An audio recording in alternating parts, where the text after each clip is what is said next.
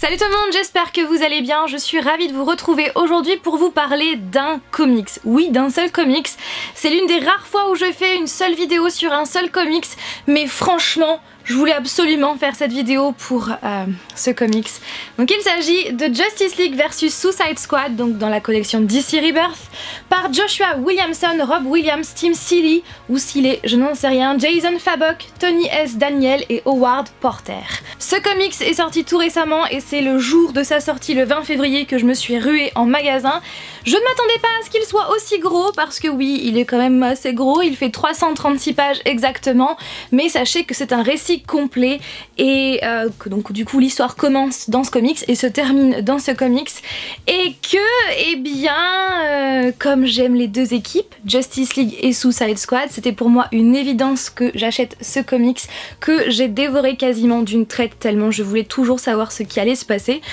Maintenant que je vous ai parlé brièvement de ce comics, qu'est-ce que réellement ce comics? Eh bien c'est un crossover. Mais qu'est-ce qu'un crossover, vous allez me dire? Eh bien c'est tout simplement un comics qui regroupe différents personnages, des personnages qui vont se rencontrer, qui font partie à la base de comics séparés. Comme par exemple, Justice League ont des comics à eux et Suicide Squad ont également des comics à eux. Et donc ce crossover, c'est leur rencontre, tout simplement. Avant de vous parler du résumé, je vais vous présenter les personnages, qui ils sont, qui composent ces deux équipes, Justice League et Suicide Squad, et je vais commencer par la Justice League, qui est apparue pour la première fois en 1960 dans le comics The Brave and the Bold, le numéro 29, et depuis, eh bien, cette équipe n'a de cesse évolué au fil du temps, puisque sachez que les personnages qui composent cette équipe dans les DC Rebirth ne sont pas les mêmes qu'au début. Voilà, les membres ont changé au fil du temps. Donc dans les DC Rebirth, l'équipe des Justice League est composée de Batman, de Superman, de Flash, Aquaman, Cyborg, Wonder Woman et également de Green Lantern qui se prénomment Jessica et Simon, ou Simon je pense. Maintenant je vais vous parler des Suicide Squad, donc pareil, cette équipe ne date pas d'hier puisque la première fois que cette équipe est apparue dans un comic, c'était pareil dans le comics The Brave and the Bold, le numéro 25 en 1959. Donc en 1959, l'équipe des Suicide Squad ne portait pas vraiment le nom de Suicide Squad mais plutôt le nom de Task Force X. J'espère que je le prononce bien. Et vraiment l'équipe des Suicide Squad est vraiment sortie à partir de 1987 jusqu'en 1992. Donc c'était un mensuel donc qui sortait par mois, un numéro par mois. Et ensuite il y avait une deuxième période entre donc 2001 et 2002. Donc vraiment... première apparition en 1959, mais vraiment première sortie en 1987 sous le nom de Suicide Squad. Et pareil, depuis, cette équipe n'a de cesse évolué, changé de membres, et les membres dans les DC Rebirth, eh bien ce sont Harley Quinn, Deadshot, nous avons également Killer Croc, El Diablo, Captain Boomerang, l'Enchantress, aussi Killer Frost qui a rejoint l'équipe des Suicide Squad au tout début de ce comics là, et il y a également Katana qui est plus là pour aider le capitaine Rick Flag qui est tout simplement le bras droit de Amanda Waller. Donc du coup ça en fait des missions suicides pour la Suicide Squad depuis 1959 et pareil pour la Justice League, ça en fait des gens sauvés, l'humanité sauvée. Je pense qu'elle a été sauvée à un nombre incalculable de fois depuis 1960, mais c'est pour notre plus grand plaisir, j'ai envie de dire. Et je voulais juste vous dire, dernière chose, j'ai pour idée, pour projet depuis bien longtemps, d'ailleurs il me semble que je vous en avais déjà parlé et tout récemment ça m'a été encore soufflé par une abonnée dans un mail, et d'ailleurs sachez que je lis tous vos mails. Tous vos mails et tous vos commentaires, mais voilà, ça me prend un peu beaucoup de temps à répondre parce que c'est vrai que je fais plein de choses en même temps. Et sachez que je vous remercie très fortement pour tous vos messages, vos mails de gentillesse, de bienveillance pour vos participations au grand concours que j'ai fait récemment. Et sachez que je les lis tous et je vais essayer de vous répondre, et sachez que ça me fait trop plaisir. Et donc parmi ces mails là, il y a une abonnée qui m'a dit écoute, ce qui serait bien c'est que tu fasses des vidéos en fait explicatives sur des personnages pour qu'on en sache un peu plus sur eux.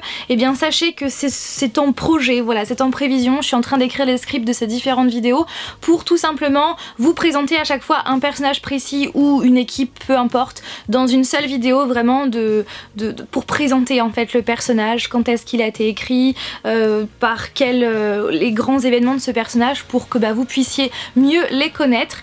Et voilà. donc sachez que c'est en prévision. Maintenant parlons du résumé. De quoi il parle? La Justice League, vous le savez, défend le bien de l'humanité. La Suicide Squad, par contre, c'est une équipe qui est missionnée par notre très chère Amanda Waller, que je ne peux toujours pas piffrer, n'est-ce pas? Qui est en fait, qui fait partie du gouvernement, et à chaque fois qu'il y a une mission suicide, eh bien elle demande à l'équipe des Suicide Squad de régler le problème.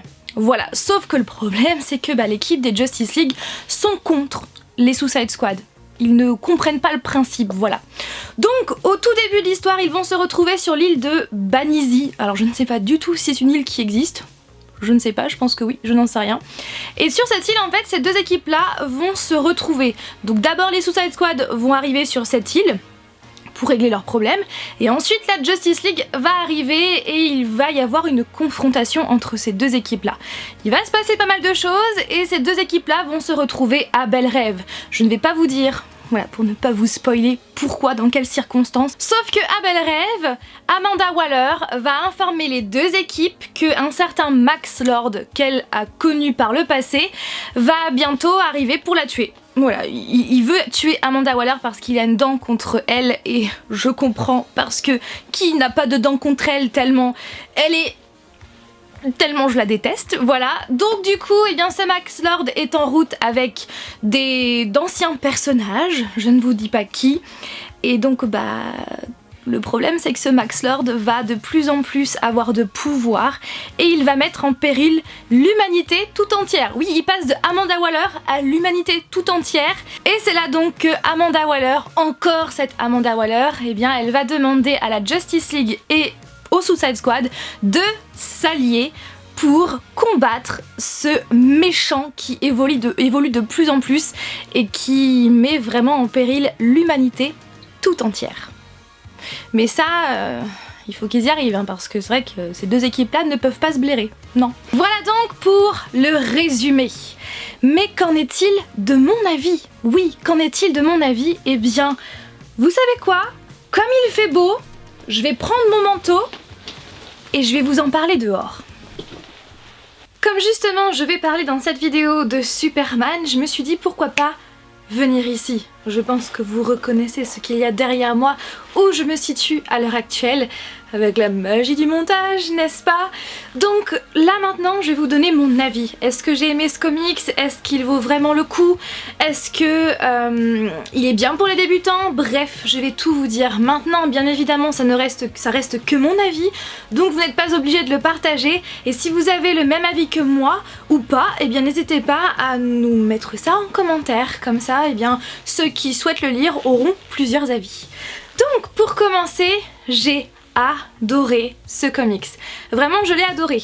Même si c'était vraiment un comics que je voulais absolument lire, je dois vous avouer que j'avais un petit peu peur en fait au départ, parce que comme c'est un crossover et que qui dit crossover qui dit forcément plusieurs personnages de différents comics qui vont se retrouver, c'est vrai que j'avais un petit peu peur que le scénario soit un petit peu fouillis, un petit peu brouillon. Or ça n'a pas du tout été le cas. J'ai trouvé que le scénario tenait vraiment debout et qu'il était vraiment bien ficelé du début jusqu'à la fin. Et puis malgré le nombre de personnages, le nombre important de personnages, et malgré les flashbacks qu'on retrouve au début, franchement vous n'allez pas du tout être perdu dans ce comics. Moi ça m'est déjà arrivé quand il y a trop de personnages ou des fois il y a des flashbacks, je me dis mais attends on est où là? Et là en fait ça ne m'est pas du tout arrivé, jamais, à aucun moment dans ce comics. Au niveau des personnages, sachez que personne n'est en vedette par rapport à un autre personnage. Enfin si, Amanda Waller, oui, c'est quand même, je pense, au-delà du fait que l'on parle de Justice League et de Suicide Squad, c'est quand même la personne, le personnage qu'on met vraiment le plus en avant dans ce comics, parce que c'est quand même elle qui met un peu le bazar, j'ai envie de dire.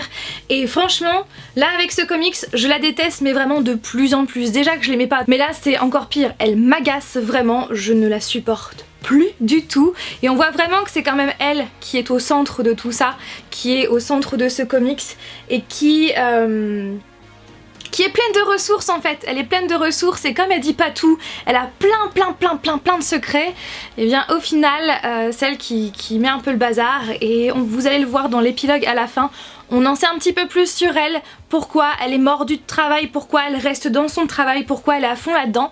Donc c'est bien qu'on en sache un petit peu plus sur elle. À part Amanda Waller où c'est vrai elle apparaît un petit peu plus, disons, puisque c'est quand même l'un des personnages centraux. Concernant la Justice League et la Suicide Squad, sachez que les personnages sont tous utilisés, comment dire, au même niveau. C'est-à-dire qu'il n'y aura pas plus de Batman que de Deadshot, que de Harley Quinn, que de Killer Croc, etc. Tous les personnages sont au même niveau, sachez-le. Après, si j'avais un tout petit regret à mon goût, Harley Quinn, on la trouve beaucoup plus effacée, mais je pense que c'est dû au fait que justement, les scénaristes ont certainement voulu que tous les personnages soient au même niveau. Du coup, j'ai trouvé un peu Harley Quinn un peu effacée, même Deadshot, même Batman, enfin pas trop, mais j'ai trouvé voilà les personnalités fortes, je les ai trouvées un petit peu effacées. Donc voilà pour ça. Mais cela dit, ça reste bien parce que au moins tous les personnages sont au même niveau, on n'a pas plus vu l'un que l'autre. Au niveau des dialogues, je les ai adorés comme toujours parce que il y a ces espèces des pics voilà, entre les Suicide Squad et les Justice League parce qu'ils ne s'aiment pas et ça fonctionne trop bien. Et en plus ils vont faire des duos en fait quand ils vont combattre en fait au tout début quand ils vont combattre ensemble. Il va y avoir des duos, on va voir Batman contre Deadshot, Wonder Woman contre Harley Quinn, Flash contre Captain Boomerang, Killer Croc contre Aquaman. Donc je trouve que c'était vraiment cool en fait de voir ces personnages là ensemble se combattre. J'ai trouvé ça vraiment cool et au niveau dialogue ils ne sont pas en reste hein. Franchement ils sont top. En termes d'action, vous n'allez pas du tout vous ennuyer parce que vous allez le voir, il y a énormément de retournements de situation et à plusieurs reprises je me suis vue faire les gros yeux quoi. Je me suis dit non, c'est pas possible. Non, sérieux? Ils sont sérieux là? Voilà, donc vous n'allez pas du tout être déçus, ça c'est sûr et certain, et vous n'allez pas vous ennuyer. Et puis pour revenir aux personnages, ce que j'ai aimé c'est cette cohésion entre les différents personnages, qu'ils soient méchants ou pas, qu'ils soient du côté du bien ou pas, qu'ils fassent partie de la Suicide Squad ou de la Justice League, et bien ils sont tous là pour une même raison, pour un mal commun, pour sauver l'humanité, et j'ai trouvé ça juste génialissime. Et en termes de dessin, franchement, je suis fan, c'est typiquement le genre de dessin que j'aime, le genre de planche, le genre de couleur, donc ouais, j'ai vraiment rien à redire par rapport à cela.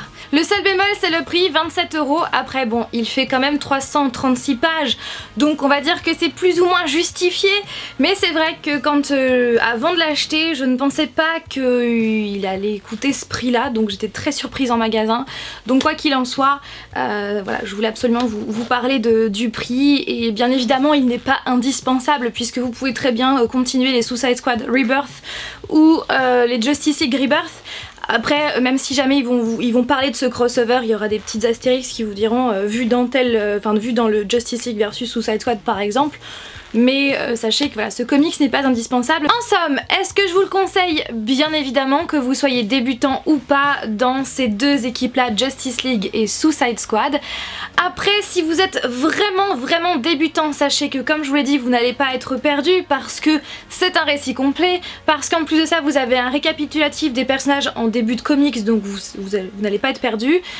Après, vraiment, si vous voulez commencer les Suicide Squad et les Justice League, lisez plutôt avant les autres comics de façon à bien découvrir les personnages des deux équipes dans des comics séparés. Parce que j'ai peur que si vous lisez ce comics là, comme les personnages sont tous au même niveau, comme il n'y a pas un personnage qui est plus développé qu'un autre, j'ai peur que vous les découvriez pas à leur juste valeur en fait. Je sais pas comment expliquer, mais j'espère que vous avez compris.